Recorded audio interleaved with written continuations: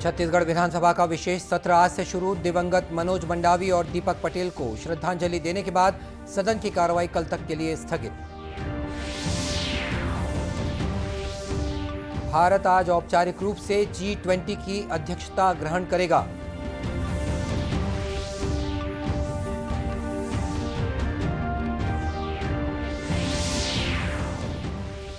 आज सीमा सुरक्षा बल BSF अपना 58वां स्थापना दिवस मना रहा है।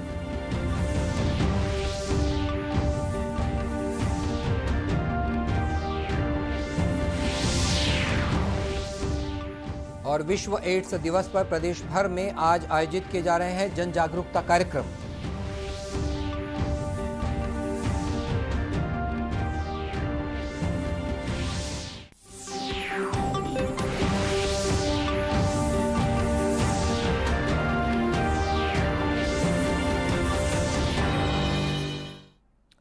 नमस्कार, आप देख रहे हैं दूरदर्शन समाचार। मैं हूं मनीष अहलूवालिया और अब समाचार विस्तार से। छत्तीसगढ़ विधानसभा का विशेष सत्र आज से शुरू हो गया। पहले दिन विधानसभा के उपाध्यक्ष दिवंगत मनोज सिंह मंडावी और पूर्व विधायक दीपक पटेल को उनके निधन पर सदन में 2 मिनट का मौन रखकर श्रद्धांजलि दी गई। इससे पहले विशेष सत्र की शुरुआत राष्ट्रगीत और राज्य गीत के गायन से हुई। विधानसभा अध्यक्ष डॉक्टर चरणदास महंत ने विधानसभा के उपाध्यक्ष मनोज मंडावी और पूर्व विधायक दीपक पटेल के निधन की सूचना सदन को दी। मुख्यमंत्री भूपेश बघेल, नेता प्रतिपक्ष नारायण चंदेल, पूर्व मुख्यमंत्री डॉक्टर रमन सिंह और स्वास्थ्य मंत्री TS सिंहदेव सहित पक्ष विपक्ष के सदस्यों ने दिवंगत सदस्यों के व्यक्तित्व पर प्रकाश डालते हुए उन्हें श्रद्धांजलि अर्पित की। इसके बाद सदन की कार्रवाई कल तक के लिए स्थगित कर दी गई। उल्लेखनीय है कि छत्तीसगढ़ विधानसभा के विशेष सत्र में आरक्षण से संबंधित छत्तीसगढ़ लोक सेवा अनुसूचित जातियों, अनुसूचित जनजातियों और अन्य पिछड़ा वर्ग के लिए आरक्षण संशोधन विधेयक 2022 तथा छत्तीसगढ़ शैक्षणिक संस्थान में प्रवेश में आरक्षण संशोधन विधेयक 2022 को प्रस्तुत किया जाएगा। राज्य सरकार के कैबिनेट मंत्री अमरजीत भगत ने विधानसभा परिसर में पत्रकारों से चर्चा करते हुए बताया कि प्रदेश के अनुसूचित जातियों, अनुसूचित जनजातियों और अन्य पिछड़ा वर्ग को उनकी जनसंख्या के अनुपात में आरक्षण देने की व्यवस्था की जा रही है, जिसके लिए विधानसभा का यह विशेष सत्र बुलाया गया है।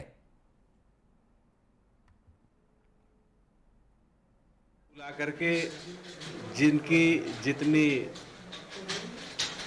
संख्या भारी उतनी उनको हिस्सेदारी। आदिवासियों को, अनुसूचित जाति के लोगों को और अन्य पिछड़ा वर्ग के लोगों को उनके जनसंख्या के अनुपात में आरक्षण देने की व्यवस्था की जा रही है। विशेष सत्र बुलाया गया है। सभी लोगों को बहुत बधाई। विधानसभा सत्र के दौरान कल सदन में आरक्षण से संबंधित संशोधन विधेयकों और चालू वित्तीय वर्ष 2022-23 के लिए द्वितीय अनुपूरक बजट को भी पेश किया जाएगा।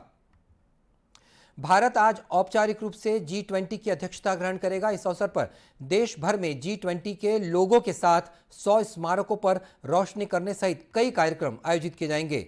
लोगों को भारत के राष्ट्रीय ध्वज के रंगों से प्रेरित होकर तैयार किया गया है। इस लोगो में भारत के राष्ट्रीय पुष्प कमल को पृथ्वी के साथ दर्शाया गया है, जो चुनौतियों के बीच विकास का प्रतीक है। G20 लोगों के नीचे देवनागरी लिपि में भारत लिखा हुआ है। सबसे बड़ी अर्थव्यवस्थाएं और विश्व के GDP में 85% की हिस्सेदारी रखने वाला समूह G20 और गुरुवार से समूह की औपचारिक अध्यक्षता भारत के पास। इंडोनेशिया की अध्यक्षता में हुए शिखर सम्मेलन के दौरान राष्ट्रपति जोको विडोडो ने प्रधानमंत्री मोदी को अध्यक्षता सौंपी थी। फिलहाल दुनिया के सामने खाद्य संकट, आपूर्ति चेन को बहाल करना और ऊर्जा संकट से बाहर निकलने की चुनौती है। भारत का नजरिया सतत, सर्वस्पर्शी और समावेशी विकास के लक्ष्य को हासिल करना है। आज मैं ये आश्वासन देना चाहता हूं कि भारत की G20 अध्यक्षता इंक्लूसिव, एम्बिशियस, डिसिसिव और एक्शन ओरिएंटेड होगी। अगले 1 साल में हमारा प्रयत्न रहेगा कि G20 नए विचारों की परिकल्पना के लिए और सामूहिक एक्शन को गति देने के लिए एक ग्लोबल प्राइम मूवर की तरह काम करे। भारत जब साल 2023 में G20 के 18वें शिखर सम्मेलन की मेजबानी करेगा, तब उसके सामने जलवायु परिवर्तन की चुनौती का हल ढूंढने, विकासशील देशों के हितों को सुरक्षित रखने के अलावा महिला सशक्तिकरण, तकनीक आधारित विकास का दायरा, स्वास्थ्य, कृषि, शिक्षा के क्षेत्र में बढ़ाने और आपदा के जोखिम को कम रखने सहित आर्थिक अपराधों पर नकेल कसने और बहुदेशीय मंचों में सुधार पर जोर रहेगा। देश की स्वतंत्रता के 75 साल पूरे हो चुके हैं और अमृतकाल में भारत को मिलने वाली अध्यक्षता के मौके पर दिल्ली स्थित स्वराज भवन में एक कार्यक्रम के दौरान विदेश मंत्री के साथ देश के अलग अलग कॉलेजों, विश्वविद्यालयों यानी कुल 75 जगहों से युवा जुड़ेंगे। इसके अलावा देश में लाल किला सहित 100 ऐतिहासिक स्थलों का चयन किया गया है, जिन्हें 1 दिसंबर से 7 दिसंबर तक विशेष लाइटिंग से सजाया जा रहा है। भारत कुल 200 बैठकों का आयोजन G20 की अध्यक्षता के दौरान करेगा। वहीं अध्यक्षता ग्रहण करने से पहले अंडमान निकोबार द्वीप समूह में सदस्य देशों के राजदूतों के साथ भारत ने मुलाकात बैठकों का दौर शुरू कर चुका है। इसके अलावा भारत शिखर सम्मेलन के दौरान Bangladesh, Spain, Singapore, Mauritius, Netherlands, Nigeria, Oman और संयुक्त अरब अमीरात को विशेष रूप से आमंत्रित करेगा। भारत का जोर 21वीं सदी में देश की सर्वस्पर्शी प्रगति, समृद्ध सांस्कृतिक विरासत को दर्शाने और विश्व के लिए भारत के विजन को रखने पर रहेगा। यह भी एक संयोग है कि जब G20 में पहली बार ट्रॉइका देश विकासशील अर्थव्यवस्था वाले हैं। इंडोनेशिया, भारत और ब्राजील की ट्रॉइका भी काफी प्रभावशाली रही।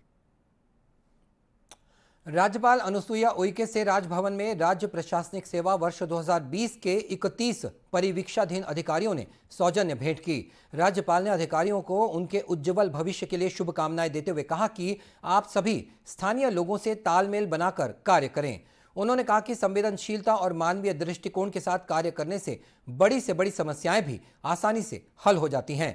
राज्यपाल ने प्रशिक्षु अधिकारियों से कहा कि छत्तीसगढ़ आदिवासी बाहुल्य राज्य है। यहाँ के अनेक क्षेत्र 5वीं अनुसूची के तहत आते हैं। आम जनता सहित आदिवासियों की समस्याओं को संवेदना के साथ सुलझाने का प्रयास करें। उन्होंने राज्य के प्रशासनिक सेवा के अधिकारियों से राजस्व नियम और अधिनियमों के साथ ही पेशा कानून और वन अधिकार अधिनियम का अध्ययन करने को भी कहा। राज्यपाल ने प्रशिक्षु अधिकारियों को ईमानदारी और कर्तव्य निष्ठा के साथ कार्य करने की समझाइश भी दी और कहा कि अपने कार्यों से अपने क्षेत्र, प्रदेश और देश का नाम रोशन करें। इस अवसर पर छत्तीसगढ़ प्रशासनिक अकादमी की महानिदेशक रेणु जी पिल्ले भी उपस्थित थीं। आज सीमा सुरक्षा बल BSF अपना स्थापना दिवस मना रहा है। 1 दिसंबर सन 1965 को सीमा सुरक्षा बल का गठन किया गया था। छत्तीसगढ़ के भिलाई में स्थापना दिवस के मौके पर सीमा सुरक्षा बल द्वारा विभिन्न कार्यक्रम आयोजित किए जा रहे हैं। BSF छत्तीसगढ़ के महानिरीक्षक इंद्रराज सिंह ने पत्रकारों से बातचीत करते हुए कहा कि BSF द्वारा प्रदेश के अति संवेदनशील इलाकों में विकास कार्यों को सुरक्षा दी जा रही है। BSF के जवान देश को माओवाद मुक्त बनाने में लगे हुए हैं। प्रदेश में 2009 से तैनात BSF ने 1000 से अधिक माओवादियों को आत्मसमर्पण कराने और 106 माओवादियों को मारने में सफलता हासिल की है। BSF के डिप्लॉय होने से जो वहाँ के लोकल्स हैं उनके जीवन स्तर में काफ़ी इम्प्रूव हुआ है और वो फ्रीली घूमते हैं तथा जो वहाँ के यूथ हैं वो भी स्पोर्ट्स तथा एजुकेशन में अच्छी तरह से आगे आ रहे हैं। जहाँ जहाँ हम डिप्लॉयड हैं वहाँ के जो लोकल्स हैं हमें पूर्ण सहयोग देते हैं। अगर उनको कोई दिक्कत होती है तो हमारे कैंप में आते हैं और हम उनको किसी भी प्रकार की सुविधा से देने में पीछे नहीं हटते। BSF के IG ने यह भी बताया कि BSF के जवान समाज और प्रकृति के प्रति अपनी जिम्मेदारियों को बखूबी निभा रहे हैं। बेरोजगार युवाओं को स्किल डेवलपमेंट प्रोग्राम के तहत रोजगार प्रशिक्षण और ट्राइबल यूथ प्रोग्राम के तहत आदिवासी बच्चों को भारत भ्रमण जैसे कार्य कर उनका जीवन स्तर बढ़ाया जा रहा है। गुजरात में विधानसभा चुनाव के पहले चरण का मतदान जारी है। मतदान शाम 5 बजे तक चलेगा। इस चरण में सौराष्ट्र, कच्छ और दक्षिण गुजरात की 89 सीटों पर वोट डाले जा रहे हैं। इस चरण में 788 उम्मीदवार मैदान में हैं। जीतूभाई वघानी, हर्ष सांघवी, कनुभाई देसाई, राघव जी पटेल, क्रिकेट खिलाड़ी रविंद्र जडेजा की पत्नी रिवाबा जडेजा, कांग्रेस के वरिष्ठ नेता अर्जुन मोरवाडिया, परेश धनानी, इंदिरा नील राजगुरु, आम आदमी पार्टी के मुख्यमंत्री पद के उम्मीदवार ईशुदान गढ़वी और पार्टी के राज्य अध्यक्ष गोपाल इटालिया इस चरण के प्रमुख उम्मीदवारों में से एक हैं। पहले चरण में मतदान के लिए सुबह से ही मतदान केंद्रों में भारी भीड़ रही। वहीं युवाओं और महिलाओं में मतदान को लेकर उत्साह देखा जा रहा है। राज्य में 19 जिलों की 89 सीटों पर मतदान सुचारू रूप से चल रहा है। शाम 5 बजे तक वोट डाले जाएंगे। राज्य में 2 चरणों में चुनाव हो रहे हैं। निर्वाचन आयोग ने शांतिपूर्ण मतदान सुनिश्चित करने के लिए व्यापक प्रबंध किए हैं। और आज विश्व एड्स दिवस है। यह दिवस इस महामारी को समाप्त करने के लिए किए गए कार्यों को दर्शाने के लिए हर साल 1 दिसंबर को मनाया जाता है। यह दिवस उन लोगों की सहायता करने के लिए भी मनाया जाता है जिन्हें इस घातक बीमारी के साथ जीना पड़ता है। पहला एड्स दिवस सन 1988 में मनाया गया था। HIV एक बड़ा जन स्वास्थ्य का मुद्दा है। इस बीमारी से विश्व में करोड़ों लोग ग्रस्त हैं। छत्तीसगढ़ में विश्व एड्स दिवस के मौके पर आज जन जागरूकता को लेकर अनेक कार्यक्रम आयोजित किए जा रहे हैं। इसके तहत दुर्ग में एक जागरूकता रैली निकाली गई। रैली में बड़ी संख्या में स्वास्थ्य कार्यकर्ताओं के अलावा सामाजिक कार्यकर्ताओं और स्कूली बच्चों ने भी भाग लिया। मुख्य चिकित्सा और स्वास्थ्य कार्यालय से निकाली गई इस रैली को जिला एड्स अधिकारी डॉक्टर अनिल कुमार शुक्ल ने झंडी दिखाकर रवाना किया। रैली में शामिल युवाओं ने बताया कि रैली का मकसद लोगों को इस बीमारी के प्रति सचेत करना है।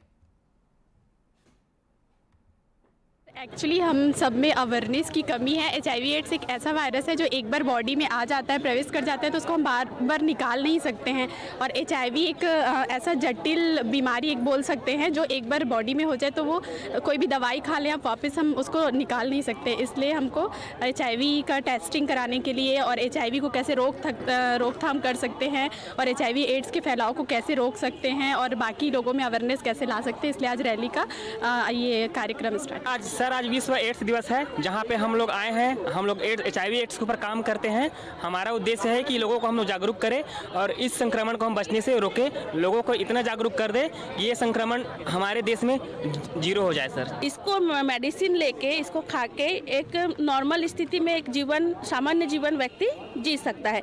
जैसे BP और शुगर है उसी तरीके से इसका भी अगर संक्रमण एक बार हो जाता है तो उनके शरीर में ये संक्रमण पूरे टाइम तक बना रहता है। मेडिसिन खा के इसको एक सीमित उसमें तक ले जा सकते हैं और एक अच्छी जीवन शैली को जी सकते हैं, लेकिन उसके लिए रेगुलरली उनको मेडिसिन लेना पड़ेगा। एड्स नियंत्रण कार्यक्रम के जिला प्रभारी डॉक्टर अनिल कुमार शुक्ला ने बताया कि इस वर्ष जिले भर में लगभग 23,000 लोगों की जांच की गई, जिनमें से एड्स के 235 पॉजिटिव मरीज मिले हैं। इस साल लगभग जो है हमारे यहाँ 235 पॉजिटिव मरीज मिले हैं, जिसमें कि हमने जांच की करीब 23,000 के लगभग और सभी ART से लिंक हो गए हैं केवल 6 मरीजों को छोड़ करके। तो ये जन जागरूकता रैली जो है हर साल हम निकालते हैं। 1 दिसंबर को पूरे वर्ल्ड में मनाया जाता है और इसी संदर्भ में आज हम लोग सब एकत्रित हुए हैं, जिसमें समस्त NGO, हमारे एड्स के स्टाफ और जिला अस्पताल के ART सेंटर के भी सभी कार्यक्रम। वहीं जांजगीर में भी स्कूलों और नर्सिंग कॉलेज के छात्र छात्राओं ने जागरूकता रैली निकाली। रैली के बाद BD महंत उद्यान में एड्स जागरूकता पर कार्यक्रम आयोजित किया गया। छात्राओं ने एड्स फैलने और बचाव को लेकर नुक्कड़ नाटक का प्रदर्शन किया। विधिक सेवा प्राधिकरण के सचिव न्यायाधीश गीतेश कौशिक ने मीडिया से बातचीत करते हुए कहा कि लोगों में एड्स को लेकर जागरूकता आवश्यक है। इसमें आम लोगों को जागरूकता की आवश्यकता है। जैसे कि बच्चों के द्वारा जो नाटक प्रस्तुत किया है उससे एक संदेश जाता है कि समाज के व्यक्ति जितने इससे जागरूक रहेंगे उतना ही इसका बचाव है।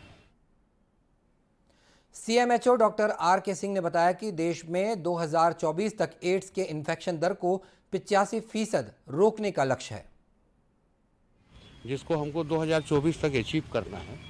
उसके तहत 90-90-90 का एक फार्मूला है।